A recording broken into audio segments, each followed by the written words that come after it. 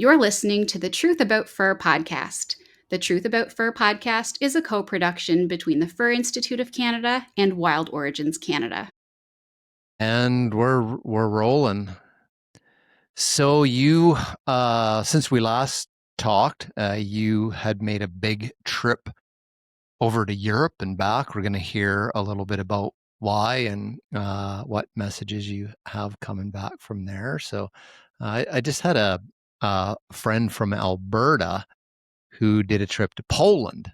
So close to where you were, and was on one of the wild boar hunts over there, experiencing the driven. He's from Poland, like his family. He's his history goes back there, which I got part of my lineage actually on my mother's father's side, Ukraine, Poland, kind of area. So I'd love to go back there and experience the wild boar hunts and the driven hunts and stuff, because there's a little bit of my DNA in there somewhere as it traces my hunting heritage back to there. So did you get a chance to see anything in Romania? So hunting wise, boar wise, did you eat some?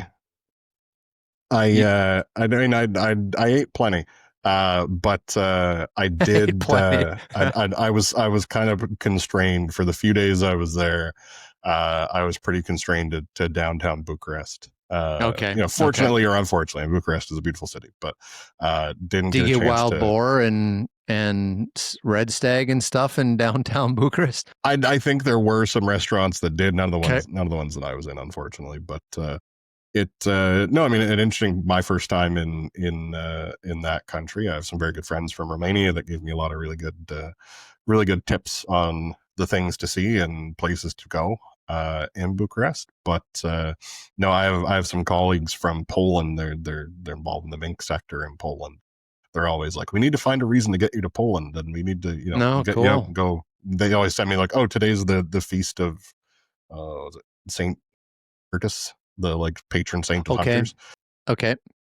So they're like, yeah, we're out celebrating. I'm like, this is when I need to come. Invite me next year to come for the feast of Saint Hubertus, and we'll go out and go do the, like you say, the driven wild boar, completely different hunting ethic, hunting approach than kind of what we do. It's a different model, but it's I think it's pretty cool actually. Yeah.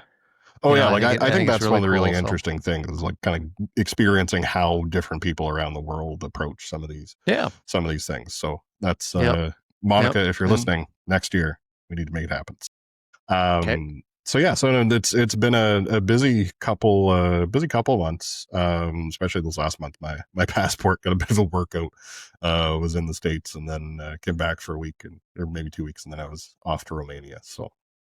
Well, we appreciate the dedication and the work that you do globally, especially given that you got young family at home. So I will, on behalf of everybody listening and watching or whatever, I'll say thanks for what you do for the industry in Canada, which means stepping outside of our country in order to work with other countries and international organizations, ultimately to support the fur trade and the sealing industry in Canada. So, and the furriers as well. So thank you. You want anytime. Well, we're going to send you the maybe not anytime, but your kids weren't really expecting you to be home for Christmas. It'll be fine. PEI regulation changes. What's going on the island? So this came out a little while ago now, but we've had some really interesting Truth About Fur podcasts with guests lately. So we've kind of skipped the news part of it for a bit. Yeah, so we've got a little bit of news built up. PEI made some changes recently that I think are of a lot of interest to folks across the country. It's kind of some of the stuff in there looks really concerning and is maybe a little bit less concerning once you start to peel back the layers. PEI in recent years has been the source of a lot of, or the site of, I shouldn't say source of, the site of a lot of anti-trapping advocacy. And it's probably almost 2 years ago now, someone's dog got caught in an illegally set snare. On private Someone land, set, someone set a snare on private land they did not have permission to trap on, and the lady's dog got killed. Unfortunate, deeply unfortunate. And everybody else got broad brush painted by that. Exactly. Yeah. This isn't a trapping issue. This is a trespass issue. So the government PEI, took a serious look at how trapping is regulated on PEI. They actually commissioned an expert report from Dr. Pierre Daou from the UPEI, the Atlantic Veterinary College. He's very involved in the Canadian Wildlife Health Cooperative as well. So Pierre is very much an expert, a guy that I probably met for the first time 12, 13 years ago.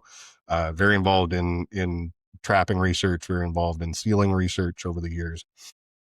And he put together an expert report, and then based on feedback from stakeholders and rights holders, feedback from the FIC, feedback from PEI trappers, and from this expert report, PEI brought out a set of kind of comprehensive changes to the way that trapping is managed on PEI. Some of it was common sense stuff that probably, will help protect landowners and trappers. Things like they will now require like written permission for private land trapping, which, isn't necessarily a huge imposition. Prevents you from running into a situation of, I've got permission to trap on this land. I've trapped on this land for 20 years, every fall, every winter.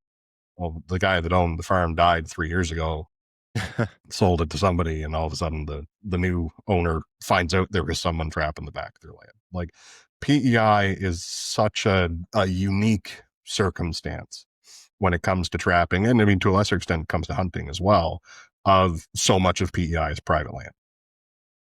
Like, so much of PEI is private land, and so much of PEI is developed land, whether for property or for housing, for agriculture especially. So it's one of the things that jumps out, I think, to anybody that sees the press release from PEI, is they've banned the use of snares on public land, which, if this was Ontario, if this was British Columbia, would be deeply, deeply concerning. But the amount of public land, not to be insensitive to the people that did snare on public land and on PEI, but the amount of public land that was trappable anyway on PEI, fairly minute. When you get into here's setbacks from roads and houses and things like that, you kind of start to layer, put the layers on in the GIS of PEI, and there's very few areas anyway where you could snare on public land. So, I think of virtue signaling by the government. Yeah, a bit of virtue signaling, and I think a bit of we can put in place like 16 different setback measures, or we could just say we're not doing it on Crown land. Like, I think that's really what it boiled down to more than anything, was let's be just really clear about this, is that you can't do it on Crown. Instead of having someone try and figure out the 6 square feet left in the province that you could snare on after all the setbacks and stuff like that. So, concerning if it were to be emulated elsewhere. And certainly this is, we often, when we're talking about restrictions on trapping, we often talk about the first domino to fall, right? Of like, well, the first domino falls, then we're going to get these in a bunch of different places. But I think anytime that I'm talking with provincial trappers associations, territorial trappers associations, or with governments, and they say, well, PEI banned it on Crown land. And I'll say, here's a map of PEI, point to me the Crown land. Right? Yeah. Point to me the Crown land that isn't already a national park. Yeah. I could see the anti-trapping organizations spinning this, right? Yes. Big campaign. We won in PEI, banned, on public land. Now we're going after British Columbia. Now we're, so, yeah. But yeah, so I think it's, I expect that's going to happen. Yeah, so I kind of went back and forth on should we talk about the PEI regs on the podcast? And I think that for this reason alone is the thing that really kind of put me over the edge of, yes, we should talk about it, is so that folks out there who are living in other provinces understand that, if you see anti-trapping groups in your province saying, well, they did it on PEI, you can say, well, look at PEI. Show me the untouched wilderness of PEI. Show me PEI's backcountry where this was still happening. So the concerning part for me is fundamentally it's still about the principle of this narrative. The principle is snares, controversial in the anti-trapping world and general public, and people's pets. So if you just ignore where that was done, I'm sure they would like to have had it on private land as well. It's you bring that principle to anywhere else in Canada, and then the principles become a concern. So I think we need to be continuing to work in messaging and trappers associations with their communities or whatever about what are snares, how do they work. Let's educate people, and the communication about like your pets in the area in the backcountry, and the season started. I know where I live here in British Columbia, one of the issues is the snow hits, and you get all the backcountry skiers that are going up the same trails that the trappers have a line set on, but their dogs just run like hundreds of yards up the trail in front of them while they ski behind them, and off they go on a little side trail or whatever. So there's just a whole lot of continuing to be proactive. Don't not talk about these things in your community and with your neighbors and stuff, because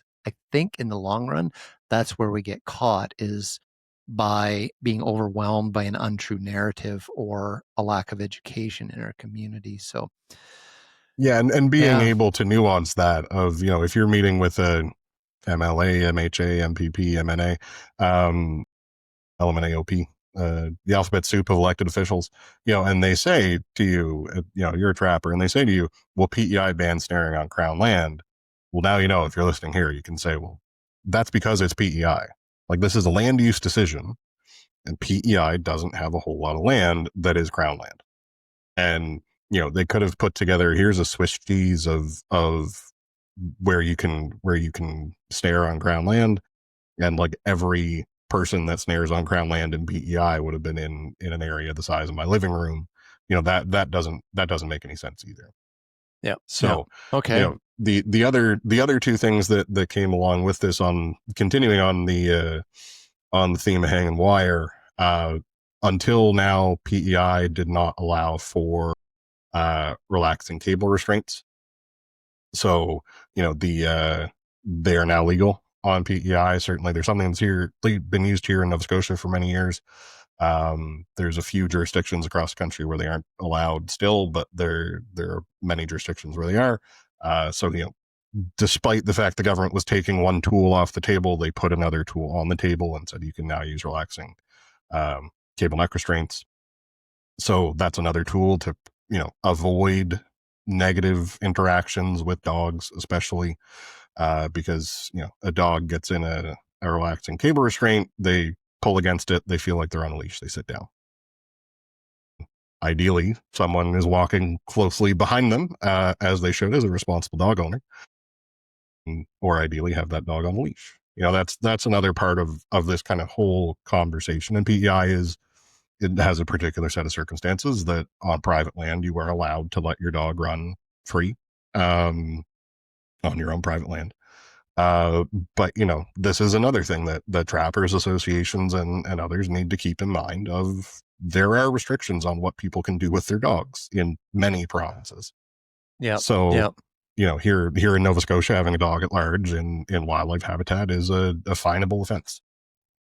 And it's never, you never want to be the person be like, well, your dog wouldn't have got killed if you followed the law. But, it's at times it's useful to even ensure that our elected officials and enforcement authorities remember that these things are on the books, that, there is a tool out there that would also help prevent some of these unfortunate interactions between pets and trapping equipment. And that's people following the laws that are already on the books. And that is so true. I mean, if you're not a trapper, you're a backcountry user, it's like, I don't want to see a province come along and say, trapping is an industry, so we're protecting industry. If we look at logging operations, if we look at mining operations, they have provisions in the law to exclude public use of their tenure area. So you got an active logging operation, they can shut down roads because they don't want to getting hit by a falling tree. Mining operations, they are legally, even on Crown land, allowed to put up no trespassing. They have the authority under their tenures for that. So trapping is an industry. It's a regulated industry in the province, and we could come to shove, see a provincial or territorial government that endorses protecting the industry and set up closure zones. Just saying, sorry, you're not allowed up this road. It's an active industrial road. You're not allowed into this zone in these months because it's an active industrial operation. Out of all the industries in Canada, trapping has the lowest footprint. You don't see it when you're out there. You don't see a new road. You don't see a forest is gone all of a sudden, or a big hole in the ground, or whatever. It's low impact. And in my mind, it's one of the most compatible industries in the province of mixing and mingling with other backcountry users. Bit of signage, bit of communication with the tenure holders. And I don't want to see people, banned from having off leash. I like my dog to run around, when I'm out there. We have an overlap in British Columbia between hunting season and the start of trapping season. And, I'm still hunting grouse with my dog on some of these roads. I'm more aware because, I'm a trapper as well. Like, what could be there, the signs, the flagging tape, the whole thing. But I don't want to see people, restricted that way. So to me, it's a benefit to backcountry recreational users to police themselves, to be, mindful of that, to be proactive and call trappers and, educate folks in your own community, work together on these things so that you're not impacted, rather than always expecting the government to impose something on the industry. At some point, the government will stand up for the industry and say, no, we're going to penalize you, which is not good either. So Yeah, and I think, too, it's important for folks to understand, potential hazards on the landscape. I'll put it in the broadest possible terms. Yep. We here at the Institute, in collaboration with our friends at the FTGQ, at the Quebec Trappers Association, we have a set of videos on our website, that are resources for trappers to say, here's some ways, if you are setting snares, here's some ways that you can set your snares, arrange your snares, things like that, to decrease the chances of a negative interaction. But also as a resource to dog owners of, like, here's what to do. If you don't know how to deal with foothold trap, here's how you get your dog out of a foothold trap. If you don't know how to deal with your dog getting caught in a snare, here's how to deal with your dog getting caught in a snare. And for trappers who are listening, if you have friends that are dog owners, that are dog hunters, that have concerns about this, you can point them to these videos on our website and say, hey, I forget if it's like 3-4 minutes, whatever. Say less than 10 minutes, you can learn how to be completely safe in the backcountry during trapping season with your dog. Yes. Alberta Trappers Association has a video too. It's tailored to dog owners, but it's tailored to upland game bird hunters, so your spaniels and that sort of thing in the brush country, looking for rough grouse or even in the prairie country, on the use of the cable cutters, and just, you got a dog and how quickly you just snip, boom, and it's out. So I would encourage, to share that with your community. Like, it's, I have a hound, or not a hound, he's a hound, not like true hound, a lab, but I always have the ability in my vest, that if he did run into a snare, never know, could have been forgot, like missed one on the landscape or something. I know I got to get him out of it quickly, and my Leatherman's not going to work. And honestly, I actually carry my my body gripping tongs Right. in my truck. Yeah. So I've got the ability to to compress a spring trap. So yeah. So I mean, all of these things are really just about being prepared and ensuring that as many people have as much information as possible. And like you say, for folks that are trappers and upland hunters, or hunters that use dogs, take what you learn in our community, share it with your other community. I know that, I sit on the executive of the Rough Grouse Society chapter here in Nova Scotia, and I've shared this stuff into the Rough Grouse Society Facebook groups and stuff, and said, hey, for folks that are out on the landscape, here's some videos you can watch. Here's my day job stuff that I'm going to now, share with the rest of you. So here's an idea for trappers. I might be speaking gobbledygook for you, but in the modern age of digital stuff and whatnot, there's these things called UPC codes, or QR codes. Sorry, you've probably seen them, the little square box on an ad that's got all the black and checkerboard kind of thing. So you could literally have the video on how to get your dog out of a foothold trap, what to do, with a snare, what to do, that sort of thing on your sign, and say, attention, backcountry users, active trap line or whatever. If you are here with your pet or whatever, the backcountry skier could walk up with his phone.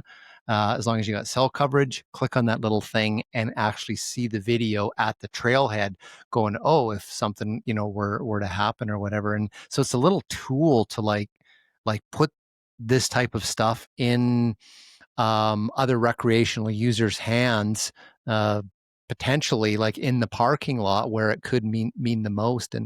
And that would go a long ways for community relationship building, is not to be scared to share those things with your community, but to find modern ways to share that with your community. So, and you guys got better cell service in BC than we do in Nova Scotia. No, we don't. We don't. I'm like, I can go outside and across the valley, there's where the cell tower is, and I'm like, how come I can't? You're like, I'm looking at the cell tower. How do I not have service? Why is this $400 a month? So if anyone from Bell, Rogers, or TELUS is listening, yeah, fix me up before I switch over to Starlink. So Nebraska Fur Harvesters Convention was the next on the agenda. Is that past, present, yeah? So a few weeks ago, I guess probably almost a month ago now. I headed bravely across the border down to see our American friends. We got an invite to go down and attend the Nebraska Fur Harvesters Association convention down in scenic Chadron, Nebraska, and it was a really great weekend for me, especially coming from Canada, coming from the FIC, to go down there and see the issues that American trappers are dealing with, and the very different world of trappers in the US versus the way that things are done here, and kind of what that does to them and for them in terms of how they fit into the outdoors community in the US, how they fit into the agricultural community in the US, how they fit into government in the US in a very different way than we do. So, we had kind of a meeting. Dan Gates from Coloradans for Responsible Wildlife Management was there, giving us a bit of a debrief on some of the stuff they've dealt with in Colorado and the big campaigns that they've had in Colorado against cat hunting, against fur in Denver. That, we were at the Institute, we were kind of two degrees of separation from some of the Denver stuff, helping support our friends at Fur Commission USA and the International Fur Federation in the US on the Denver fur ban stuff, which was great. We beat the Denver fur ban. We're probably now going to face a Colorado fur ban proposal. So hearing from Dan and the way that they really marshaled the forces of the entire outdoor community across the US, well, and in a lot of ways across the world, of this is very much a guard the gate scenario. So for folks that maybe aren't aware, it was last year, I believe, there was a proposition in the US. You can get these propositions that are on the ballot in the election, not just the government is proposing a bill or a congressman is proposing a bill, but it's right on the ballot of There it was, do you want to end hunting of bobcats, cougars, and lynx? Despite the fact they don't have any hunting of lynx, it was still on. That was still in the question. That was one of the things the antis did. So, it was really great to hang out with Dan and learn from Dan some of the way that they dealt with those anti-campaigns. There was folks from, I think there was about 15 of the different state trapper associations were there. The presidents of the National Trappers Association and Fur Takers of America were there. There's folks from Delta Waterfowl and Pheasants Forever. So it was really, really great to start to build some bridges with folks in the US. And when we deal with, the associations in the US, at times it's a very different conversation that we're having in Canada about trapping versus the conversation they're having in the US about trapping. A lot of trappers in the US today are primarily concerned with wildlife management. Like, their number one goal is, we are removing nest predators, or we are removing, large predators of elk and deer or moose. Not, here is what's valuable in the fur market, and we're going to go trap what's worth money. Like, they're not necessarily commercial mindset trappers. They're much more wildlife management mindset trappers. And that changes, that's not true of every trapper in the US, certainly. And it changes kind of by region, and what species do you have available to you? What is the quality of the fur available to you? Certainly for folks, in the southeastern US, it's very warm. It's the reality is that a muskrat from Alabama and the muskrat from northern Alberta are going to be two very different animals. So, especially in fur quality wise. Yeah, for fur quality wise, sorry. So, a prime Alabama, Louisiana, I'm not going to pick on Alabama, but southeastern US muskrat versus a prime northern Alberta, southern Northwest Territories muskrat. It's going to be a very different animal when it comes to fur quality and prime fur and fur value. So for a lot of folks that are out there in the US trapping, they're like, I'm trapping for turkeys, I'm trapping for grouse, I'm trapping for quail, not I'm trapping for a fur check. So it's just an interesting dynamic. At the same time, there's a lot more government support for trappers. There's probably states out there that have more fur biologists than our entire country does. There's and not a shot at some of the fur biologists here in Canada do great work, but you mean 3? Well, yeah. Well, this is the thing: is there's just the government apparatus around wildlife management, and with fur management as a part of that, or fur bearer management as a part of that, is so much more developed in the US. Talking to, I had lunch one day. I was sitting at a picnic table outside of the event, and I was just having lunch and sat down with a fella, and he was a USDA, like US Department of Agriculture trapper. And his entire job is taking care of coyotes that are harassing, beef cattle herds. And sheep herds. Like, that's his entire job. Yep. Paid for by U.S. Department of Agriculture. Like, not, he's a contractor and he's whatever. Like, he has he had a business card or a work ID that says U.S. Department of Agriculture. So, that's just such a different frame of reference for us. And, it was something that, I was talking about with Dan at CRWM, and he was like, one of the big issues that they face in the States is trying to reinforce the messages of the agencies, of like the agency expert staff, versus the political decision makers. And I said, well, Dan, I spend more time debating with the with our staff, like with our provincial departmental staff and decision makers about, like, well, no, we disagree with what you're saying. If for folks that want to go back and listen to our interview with Olaf from PCTA about fishers, like, that is more often our conversation here in Canada. And he was like, he said, good luck with that, because it's just such a different world. Yeah. So, it was a Hunting's the really same great, way. really interesting couple of days, and ideally we can have it will lead to further conversations.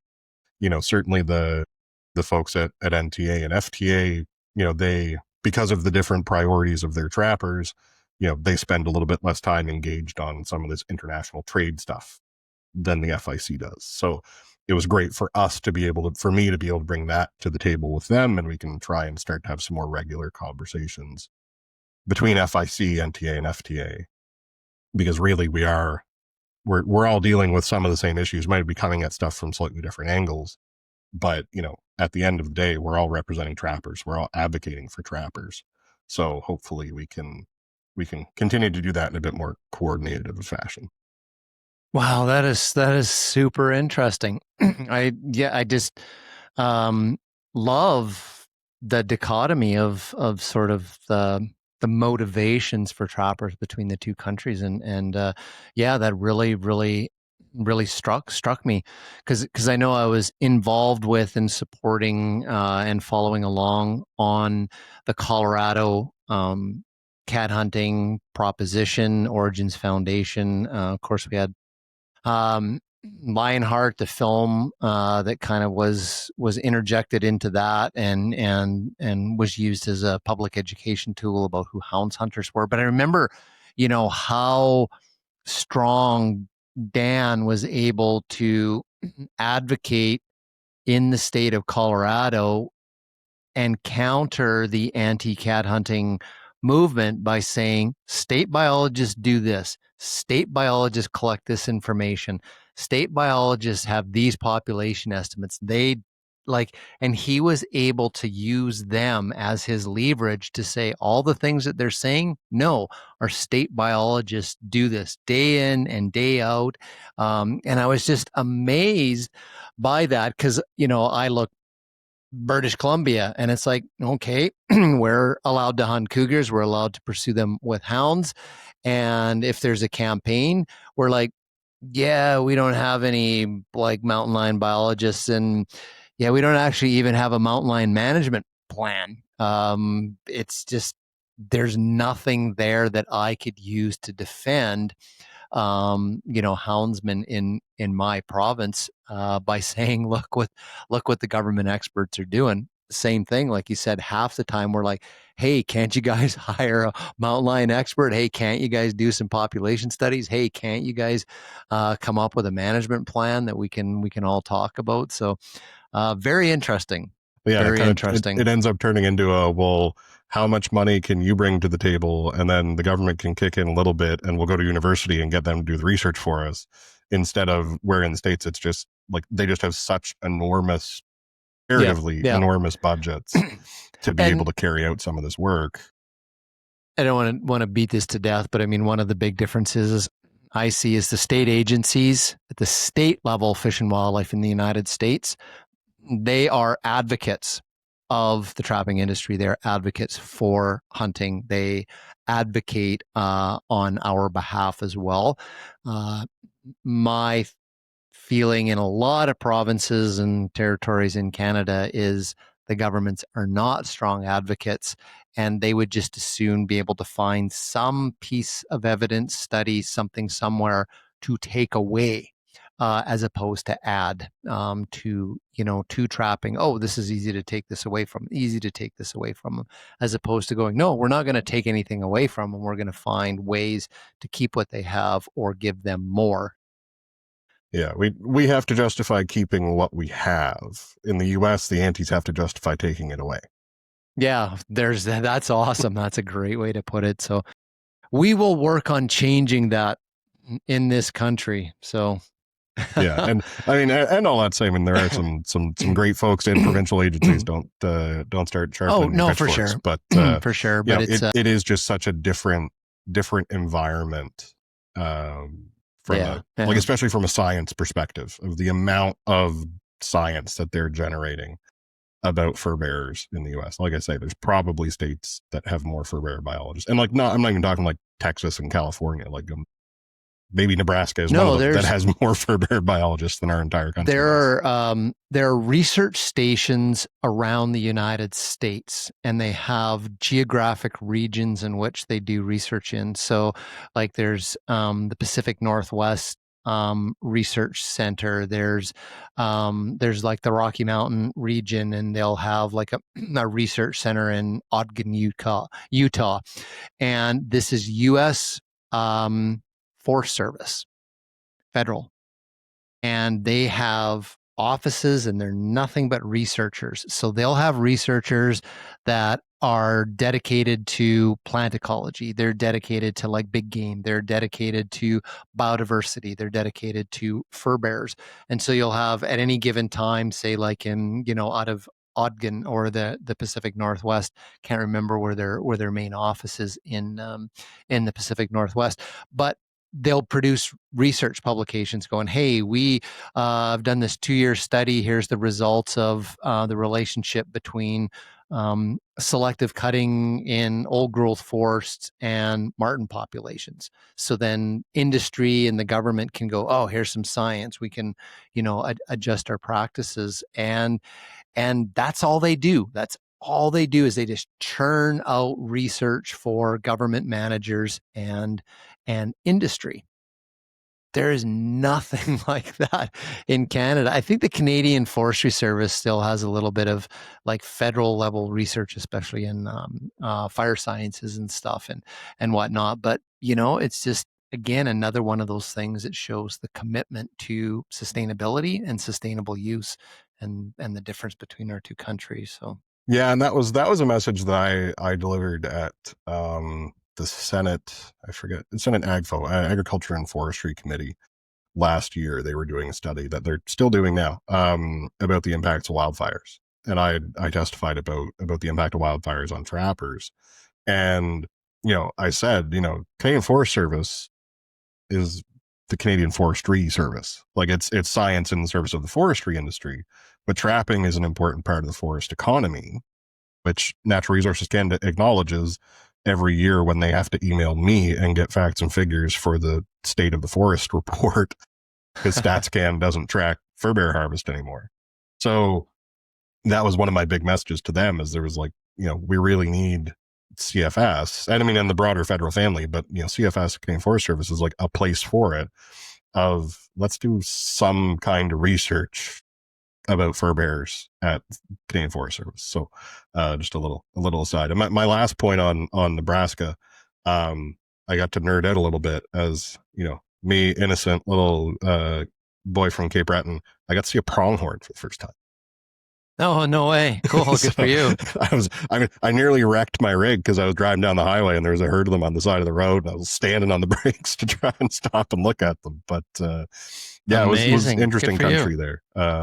Flying in I flew into Rapid City, South Dakota. So I drove like down out of the Black Hills, essentially, stopped and saw Mount Rushmore.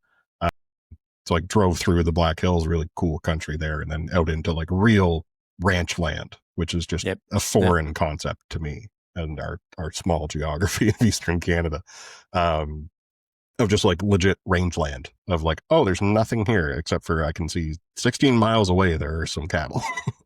So yeah, just driving down the road and this big herd of pronghorn. So that beautiful. Pronghorn. They are such gorgeous animals, especially at this time of the year. Their colors and stuff are just unmatched. So tell us about Romania.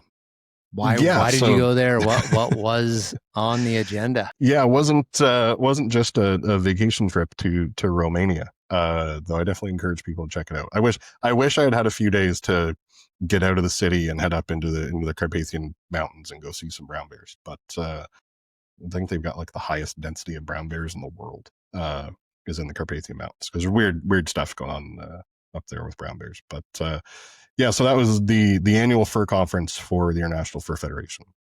And, Fur Institute of Canada, along with Canada Mink Breeders, are the two Canadian association members of the IFF. Fur Harvesters Auction in North Bay are also a member as an auction house. So we get a half decent Canadian contingent, Howard Noseworthy from the auction, myself, Rob Ballert, who's the vice president of Canada Mink Breeders, who also sits on the FIC board, and Matt Moses from Nova Scotia Fur Breeders were there. We, it's kind of a time of change for the IFF. We're dealing with a lot of changes on the farmed fur side of the world, of our world, that there's some changes afoot in Europe that may lead potentially to the end of fur farming in Europe, which is the majority of fur farming in the world left today is in Poland, Greece, Finland, and Spain. So Poland, actually, while we were in Romania, Poland passed the Sejm, their parliament passed a bill banning fur farming. So there will be an 8-year phase out of mink farming in Poland. They are the world's largest producer of mink. So Jeez. That's that's a big impact to the industry, because the farm fur side of things that we don't spend a ton of time talking about here on the show, but we did get an email about it, so I can say we are not talking about fur farming. I forget his name, but he emailed me and said, I'd love for you to talk more about fur farming. If we lose Poland, if we lose the production that Poland currently represents and aren't able to replace it elsewhere, a levy comes off of that fur at Saga in Helsinki at the auction house, or at American Mink Exchange, is all North American fur out of the US, but like same as wild fur going through North Bay. There's a levy that comes off that fur that's paid by the buyer that goes into the International Fur Federation, and that's where their budget comes from. And they do work, the IFF does work promoting fur, working with big brands on fur, and advocating to maintain trade in fur. So we work really closely with the IFF, especially on trade in wild fur, at places like the Convention on International Trade of Endangered Species at CITES, and some other international forums. We work hand in glove with the IFF to make sure that Canadian wild fur can still be exported, that we can get Canadian wild fur from people who trap it to the people who want it.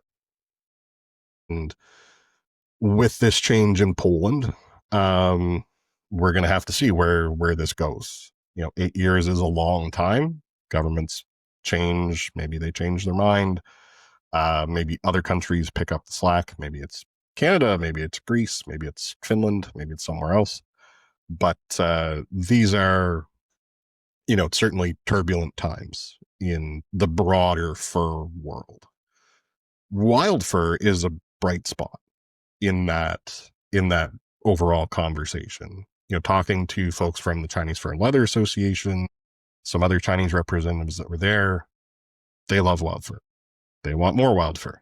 They're really looking for, we'll see. Hopefully, I mean, I say this before every auction, but hopefully the next auction prices are higher. That we can see there is a strong demand, not only from China, but from China, South Korea, Turkey, some other places, on things like lynx cats, on things like sable. There is really strong, or marten, there is really strong demand in the market. There's some other things where we wish we could see a bit higher demand.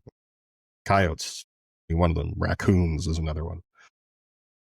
There's still, I'm not saying everything's hunky-dory on the wild fur side, but compared to what are some very kind of doomsday type conversations that are happening on the farm fur side, we are a little bit of a bright spot. And folks in the industry around the world, because the interesting thing about IFF, they represent wild fur production, farm fur production, and like retail and trade. So there's folks there that represent, skin dealers. There's folks there that represent dressers. There's folks that represent dyers, folks there that represent retail associations and are furriers themselves. So it's a really interesting place to kind of go and break out of the bubble a little bit and go and talk to someone from Poland, go and talk to someone from Italy, go and talk to someone from China about what they're seeing, what they're interested in, what the next thing coming down the pike is in terms of the fur trade. So, that's there's value in that. We'll see kind of where things end up going on in Europe, and we're still engaging as FIC. We engage with IFF, and we engage with our European partners I also sit on the board of the Canada Mink Breeders Association. CMBA is engaging with IFF and with our government and others to try and ensure that we're still able to export Canadian mink to Europe, and we'll let the Europeans sort out their issues on the production side. But for us, the number one priority in that farm fur conversation that's going on in Europe right now is how do we ensure that Canadian mink is still able to enter the European market? Yeah. Wow. First of all, I'm interested in like a full episode on the fur farming. I'd love to have someone on and learn more about that and be able to communicate what the truth about this industry to folks, so that non trappers could see and learn for that. So that's the first thing there. Second thing that comes to mind is China not a big player in fur farming, or are they? But nobody really knows what they're doing. So that's Okay, probably the better way to describe it is there is fur farming production in China. There's mink produced in China. There's blue fox produced in China. There's fin raccoon produced in China. But it kind of stays in China for the most part. Like it's domestic market. It's domestic market, or even it's sold domestically to Chinese manufacturers. Some of that may then be exported from China as an export product, but it doesn't go through kind of the system of the international fur world, of the auction houses, and there's no Chinese mink going through Saga, for example. It's all staying internal to the Chinese market. So if it does leave the Chinese market, it leaves it more than likely as a finished garment, or maybe it comes out to Cambodia or Thailand for dressing and dyeing, and goes back into China for manufacturing. Okay. But as far as stats from the industry, numbers of animals, size, and all that kind of stuff, it's a bit of a black hole. It's a bit of a question mark. There's kind of here's our best guess of production. Every year at IFF we get presentations, and it's like, here's what we think is being produced in China. Whereas here is what is being produced in Europe. Here is what is being produced in Canada. Here's what is being produced in the US. And then here's what we think is being produced in China. I mean, I'd love to know what their industry is doing and learn from them. And so if there's anybody from the Chinese fur farming industry watching or whatever, like reach out. I think we'd love to be advocates for your industry and what you're doing. And I think one of the things that's would be super interesting is, like, they're always on the leading edge of innovation and best practices and technologies and all these sorts of things that I'm sure there's something they've discovered about, managing the fur and fur quality and quality of life of the animals and health and, and all this kind of stuff that could be of benefit to the rest of the world, to the rest of fur farmers, to have a little bit of that sharing. So and I kind of hear, you hear different things, right? And that's the trick of the fur industry, is there's nothing, no one knows everything in the fur industry. As much as I'd like to pretend I do. But that's just me. That's not the fur industry. But the thing with Chinese farm product is, certainly the market, such as it is the international market, at this point views European and Canadian and American production as being kind of a cut above. The best stuff is better. The stuff that's getting the highest prices at the auctions, the prices that are getting paid for mink and fox at the European and North American auctions are higher than the prices we see or hear about from the Cambodian and Chinese auctions. So it's kind of but as you say, it's a bit of a black hole in terms of what is actually going on, what's the actual practices.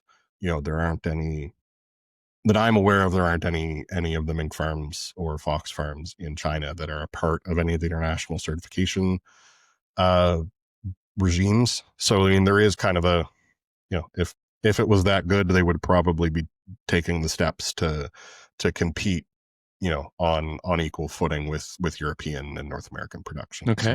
So that's kind of that's kind That's of the fair way too. I think that is fair to describe it, having never set foot on a mink farm in China or a fox farm in China. You know, that's something that certainly we hear from folks in the Chinese industry, even, you know, that they are still putting a premium on kind of higher end North American and European mink and North American and European fox. Okay. So it is Interesting. but I mean, it's kind of a tangled web, as with everything in the fur trade. So, you know, we'll see, you know, where things end up with European production. I mean, there are also other countries that don't have significant production right now that could ramp up production. You know, Turkey often gets raised as an example. Ukraine, if we get to a point of the end of the war in Ukraine and Russia could increase production.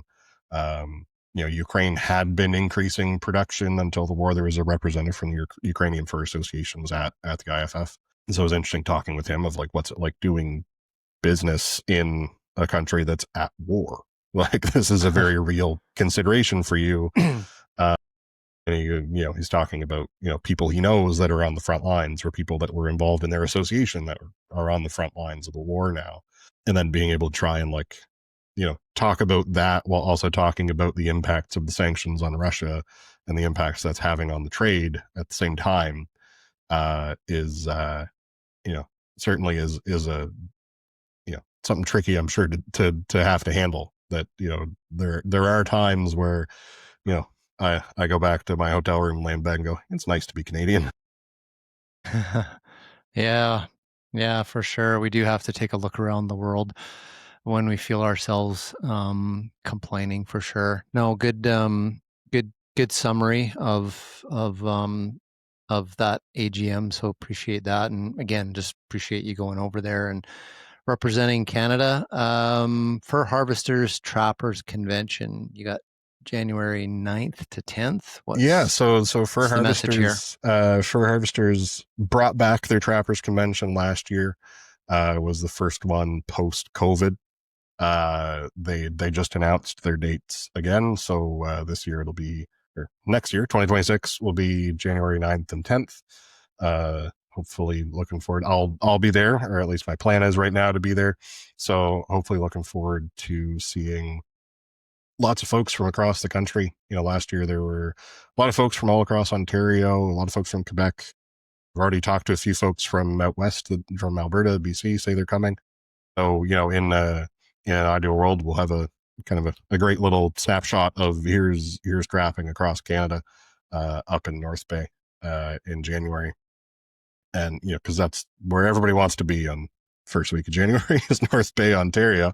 You know, tropical climates in North Bay. So, you know, looking forward to it. You know, some interesting news out of North Bay. I think it was this week, maybe it was last week at this point. A lot of demand on wild mink. They put out a market update for harvesters saying, get out there, get after wild mink, because there's folks that are calling, you know, buyers and brokers that are calling saying, how many mink are you going to have? So, you know, anytime we see that on anything, I mean, last year we saw it on skunks, was a surprise, I think, even to folks in the room when it was happening on skunks. At least on wild mink this year, there's a bit of preview of here we're going to be having a lot of demand on wild mink, whereas last year, kind of in the room, everyone went, wait, why are these two guys so interested in skunks? Why are they willing to pay so much for skunks?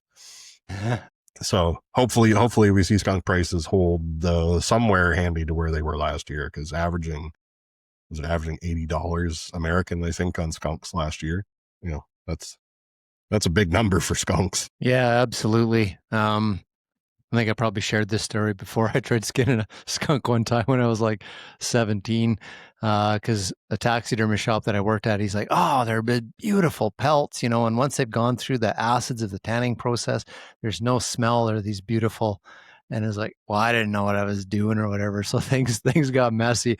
I got so far, just put it in a couple of plastic bags and said, if you want to finish it off and tan the pelt, I'm done. Cause I think I still own things to this day, 40 something years later that, that probably still got the smell from that skunk on it. So it was in my truck. It was everywhere.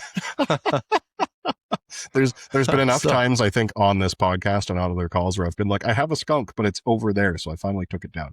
There you got it. So my story is a message for folks.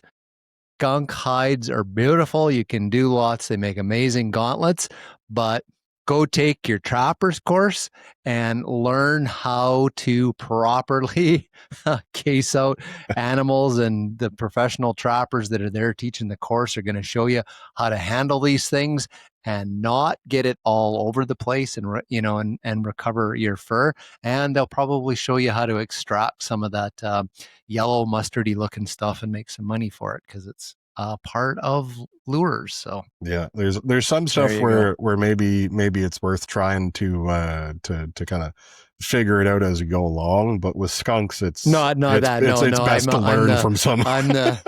I'm the commercial for my failure should be your success. So on skunks, but okay, that's awesome. Look forward to an update in the new year on that convention as well. So any final topics, thoughts?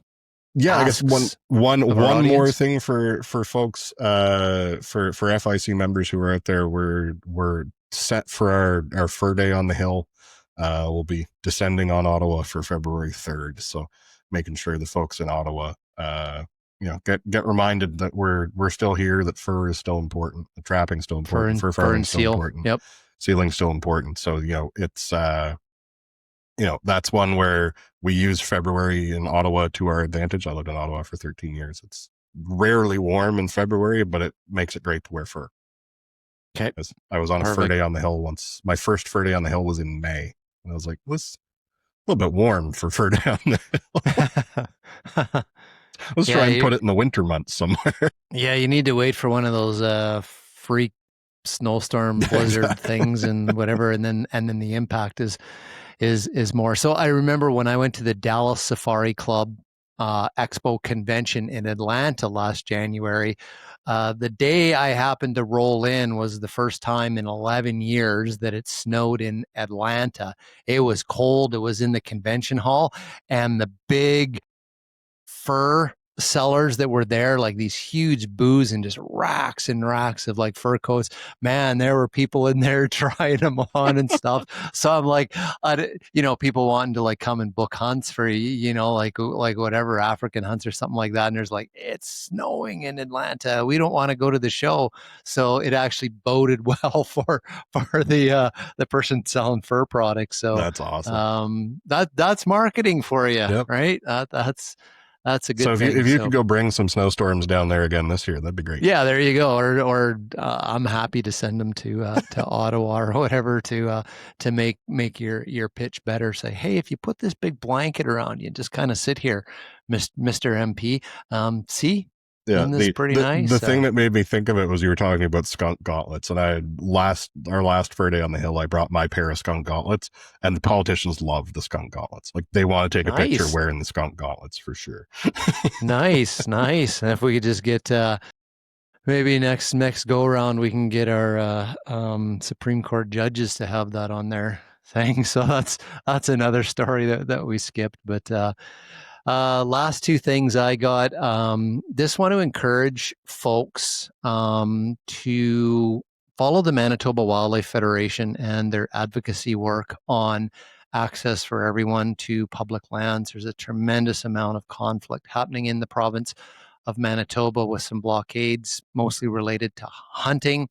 I won't shy away from it. It's conflict with Indigenous rights and concerns over moose hunting. I don't negate that the concerns are not valid, but there is a tremendous gap between organizations in Manitoba right now I do worry that there is the potential for that to impact trappers wanting to access Crown land here pretty quick, as well as other places in the province. So take a look at the advocacy work that Manitoba Wildlife Federation is doing. They actually have launched a lawsuit against the government over this. They also have an action campaign that was developed with Howl for Wildlife out of the United States. It's an action campaign. I would encourage you, no matter where you live in this country, to go on to the Howl for Wildlife website or through the Manitoba Wildlife Federation. Access that, send an email to the MLAs and MPs in Manitoba, just saying, "Hey, we would like the government to step up and resolve some of these issues to the satisfaction of everyone." So I think this is important for trappers in the country to take a look at the Manitoba Wildlife Federation and maybe make use of that. Along the same lines, I would encourage trapping organizations, individual trappers across this country to start having more open relationships with your Indigenous neighbors, with your Indigenous organizations, Métis as well. Not just First Nations, but Métis harvesters as well, or Métis federations. Start to listen and understand perspectives, understand concerns, so that we are working together for the betterment of fur bearers and trapping in this country, rather than sort of the conflict approach. Because I think working collaboratively, First Nations, Métis, and non-Indigenous trappers in this country can do more and have more leverage against government to do what fur bearers and fur bearer habitat need in this province. So if we think of them first, and that requires understanding, learning, educating ourselves as a non-Indigenous person, and just simply listening to people that also have a vested interest in sustainability on the land. The last thing I will kind of throw in is I recently got my, it's over here somewhere in my bookcase, my new catalog for Halford's Supply, and lots of stuff in this, kind of like Christmas catalog, the old Sears Christmas catalog. I know folks all over the country are going to get different from different suppliers. Please consider supporting these Canadian businesses and family-owned businesses for other stuff than just your trapping needs. Gord's has hunting stuff. He has camping stuff. Halford's has all types of stuff, from crafting things through to one of the things that I'm buying quite a bit from them is their sausage spice curing packages. They're amazing. Curtis, my son, and I are actually using it for our geese and our duck harvests. So we're dedicating our waterfowl harvest to a sausage blend, and we're getting it from Halford's. Oh my God, it's a game changer. It's like I am harvesting geese and ducks as much as I can this year because everybody in our family loves that meat as a sausage mix, and I'm getting it through Halford. So consider that. I think that's an important spin-off to people that are trying to service and be dedicated to the trapping industry, but also have a stable business by having a range of different things. Christmas is coming up, so please find your local trapping supply company and look for what else you can get through them. So yeah, and Christmas isn't far off. So it's my wife was reminding me of that this week, that Christmas isn't far away. So definitely do what you can to support our great Canadian businesses that support the trapping sector, and absolutely for trapping supplies and otherwise, as Mark says. And if you're in the market for some fur for someone special in your life, head on over to fur.ca and check out the Where to Buy Fur page. You can go to CanadianSteelProducts.com. We've got an online store there, and BradleyIndigenousCrafts.com. We've got an online store there as well. So, all kinds of places that you can find something special for someone special. And lastly, I seem to see these statistics every year. The billions of dollars that are spent during the Christmas holiday season for gifts for people's pets. It is one of the largest sectors of the Christmas season for retailers here in Canada. We have an amazing Indigenous owned company in Eastern Canada, Wasapu Oils. Yes. That actually produce omega-3 oils. I have some here for my dogs, little 500 ml bottles. You can buy them in the cases for your pets. Amazing source of omega-3s for your pets. So that could make an amazing Christmas present for your pets. You'd be supporting sealing, sustainable use, and an Indigenous owned company in Canada. Just don't open it up around Be very Christmas careful. time. Yeah, because it's kind of like the skunk where you open the lid up and you get a little tiny bit on your finger. Dogs are going nuts, but I'm like, oh, now I smell like a seal, and so then I'm trying to whatever. So whatever, the dogs are more important. So I think the message is there's all kinds of stuff out there. Remembrance Day is coming up. There are red poppy, Indigenous made sealskin poppies that you can buy from a couple of different crafters in Canada. Consider that. That's even before Christmas. So I think it's important. Make choices where we spend our money on all kinds of stuff, support people that support this industry. Cool, man. Awesome. Thanks. All right, folks, thanks for listening, and we will see you in the next episode.